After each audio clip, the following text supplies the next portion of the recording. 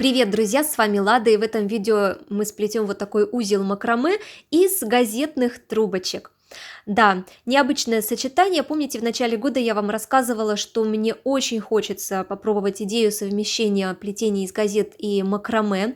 И я подумала, почему бы и не начать вот с такого небольшого элемента. Если вам эта тема интересна, то я приглашаю вас к просмотру. Для тех, кто еще не в курсе, что это такие за трубочки. Это газетные или бумажные трубочки. Их я кручу сама на тонкую спицу из чистой газетной бумаги. Можно и просто из газет их накрутить. Ну и, конечно, обрабатываю их, чтобы они оказались пластичные, эластичные, гибкие при плетении. В этих видео я показываю подробный процесс всего этого. И плету из них корзины и другие предметы интерьера. Приглашаю на канал, обязательно посмотрите, что из них можно интересного сплести. Ну и сейчас мы будем из этих трубочек плести этот узел макраме.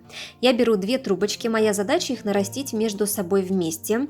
Я отрезаю у одной трубочки наискосок кончик вот таким образом ножницами. Немножечко расплющиваю этот кончик и с помощью ножниц складываю его пополам. Ну и беру следующую трубочку, там где у нее начало, капаю туда клея ПВА и вставляю эти концы друг в дружку. И для того, чтобы эта трубочка была у нас мягкой, податливой при плетении узелка, я таким образом сминаю ее, при помощи шприца можно взять скалку и прокатать это все дело скалкой. И начинаем плетение узелка. Я еще раз пальчиками сминаю трубочку для того, чтобы она стала еще более мягкой и податливой. И сейчас формирую маленький узелок, вот таким образом, просто обвивая пальчик. Этого достаточно. Короткий конец у меня внизу и длинный конец у трубочки у меня наверху. Сейчас начинаю работать длинным концом. Беру его и формирую вот такую вот петельку внизу. От размера этой петельки у вас будет зависеть и размер вашего узла. Если вы хотите большой узел, то делайте большую петельку, потому что потом ее уже нельзя будет увеличить. Вот таким образом делаю виток сзади и укладываю снова наверх. Это длинный конец. Подправляю все это дело, чтобы все смотрелось гармонично, интересно и аккуратно. И формирую из длинного конца снова петельку уже внутри предыдущей петельки. Главное, чтобы эти петельки плотно прилегали друг к другу. Укладываю конец трубочки наверх, делаю виток сзади и снова укладываю наверх. Таким образом я плету до конца, пока вот эта петелька не уменьшится до тех размеров, когда уже невозможно сделать другую петельку внутри. Надеюсь, вы меня поняли.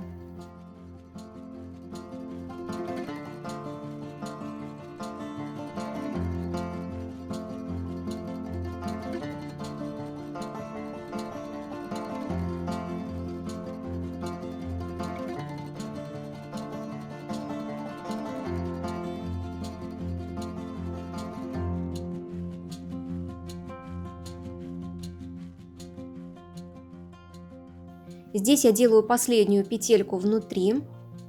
Для следующей петельки уже не будет места никакого, поэтому это конец плетения узелка.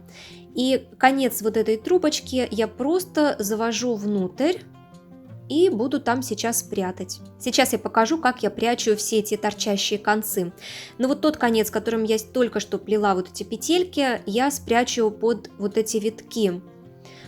Под 2 витка достаточно будет спрятать это все дело, потому что кончик у нас не очень длинный. Если что, можно помочь себе ножничками или шилом. Вытягиваю этот конец, подтягиваю все это дело, подрезаю торчащий кончик. Он у меня закрывается другими витками. Ну и сейчас я займусь вторым торчащим концом. Это сделать довольно легко, то есть немножечко я вытягиваю вперед. Отрезаю его, и та петелька, которая у нас наверху, ей можно вот так вот подтянуть отрезанный кончик внутрь.